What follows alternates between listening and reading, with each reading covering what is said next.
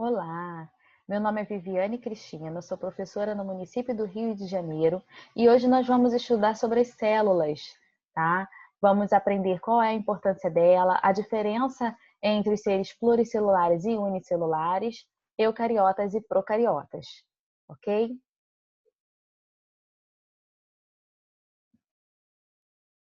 Então, a célula, ela é a unidade básica dos seres vivos, tá? Você já se perguntou como é que o nosso corpo é formado? Já parou para pensar? O que faz ele ter as características que tem? O que permite que nós tenhamos energia para as nossas atividades do dia a dia? Como a gente consegue produzir algumas coisas no nosso organismo? Então, todos os seres são formados por células, tá? E nas células vão acontecer o que a gente chama de metabolismo, respiração celular, tá?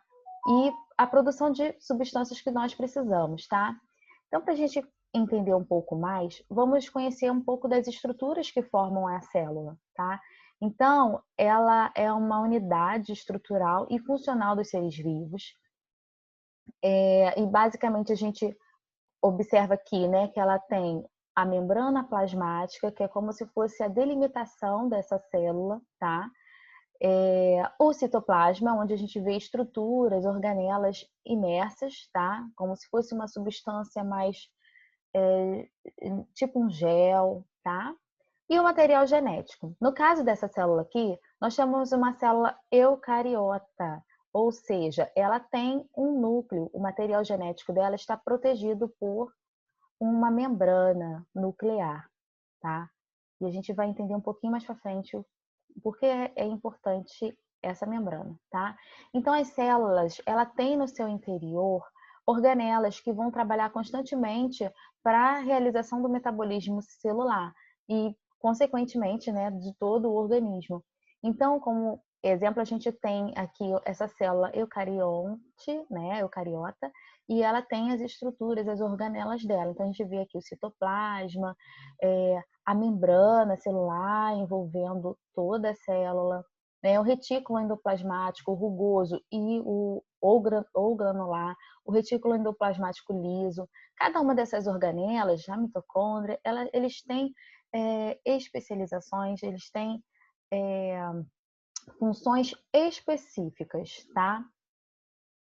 A membrana celular, ela, apesar da gente no desenho ver uma camada fina, a gente observa que ela, ao microscópio, ela apresenta estruturas bem complexas, ela é bem complexa, ela é uma dupla camada bilipídica, então a gente vê lipídios, proteínas, né?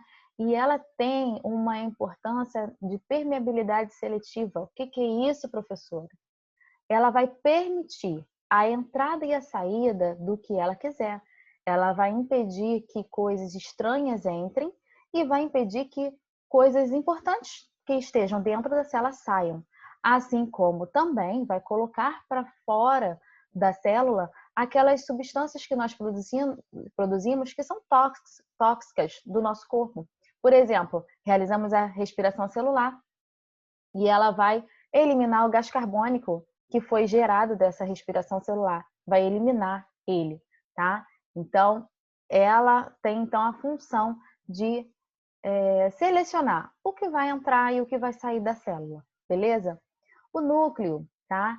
Ele está presente nas células eucariotas, né? Possui material genético no seu interior.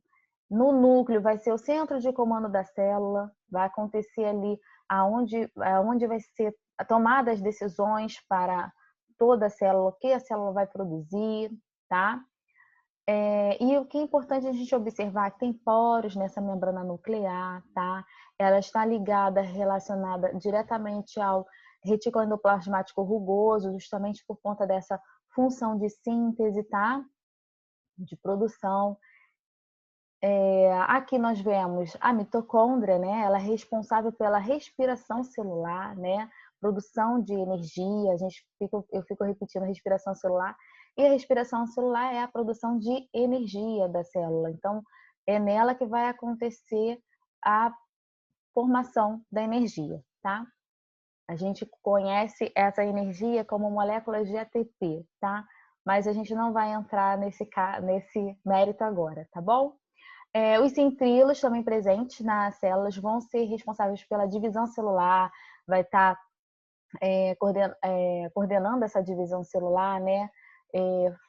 Vai fazer estruturar, né, os cílios e flagelos da célula, se é uma célula que possui essas estruturas, tá?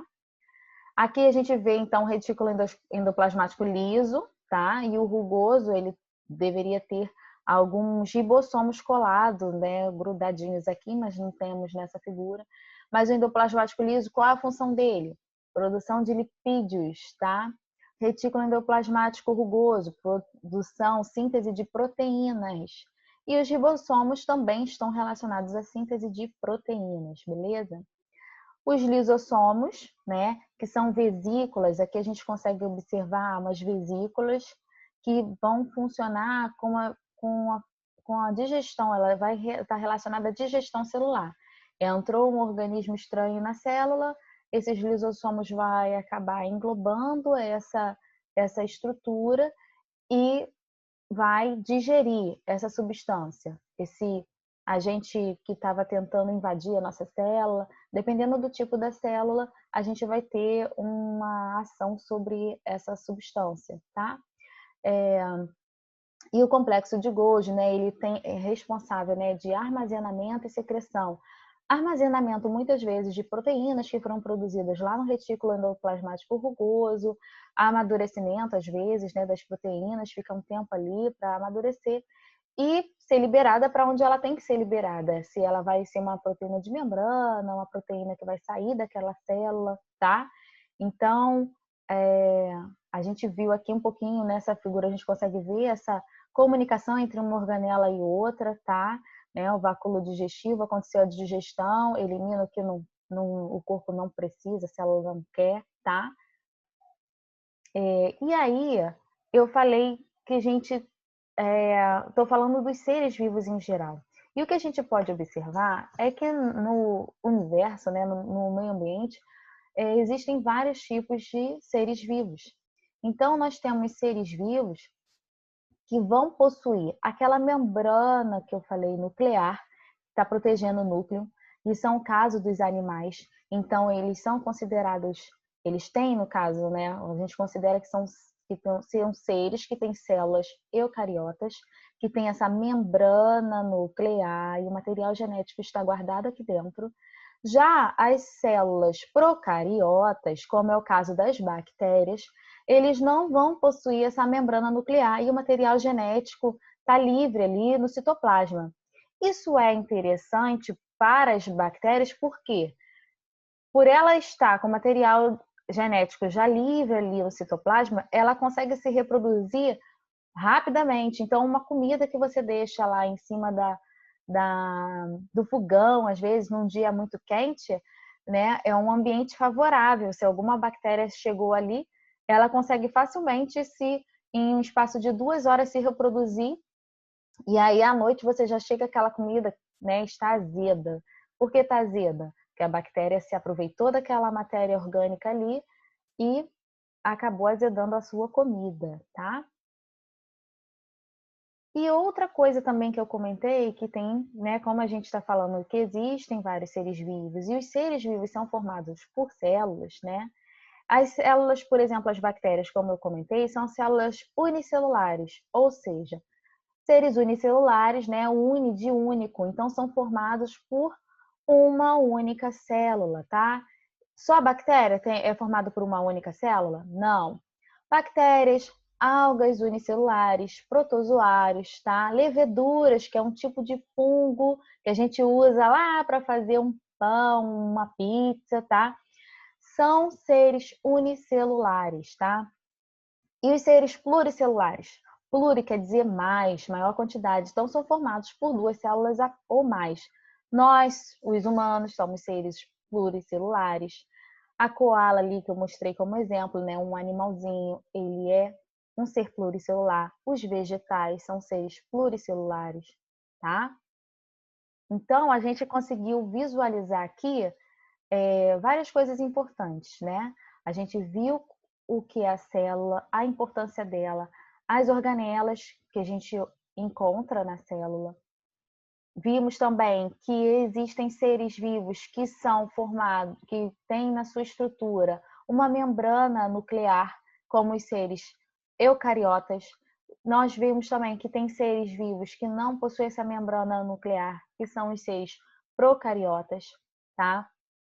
Vimos também que existem seres formados apenas por uma célula, que são as bactérias, as algas unicelulares, tá? E temos também os seres pluricelulares, que são animais, vegetais, tá bom? Então a gente vê que no meio ambiente existem muitos seres vivos, diferentes seres vivos, e todos aí estão se comunicando de alguma forma, trazendo aí para a gente essa diversidade que a gente tem tão grande de seres vivos. E aí eu lanço um desafio para vocês. Você consegue nessa figura identificar quem são os seres pluricelulares e unicelulares? E procariontes e eucariontes? Consegue definir quem é quem? Vou aguardar a resposta de vocês, hein? Muito obrigada!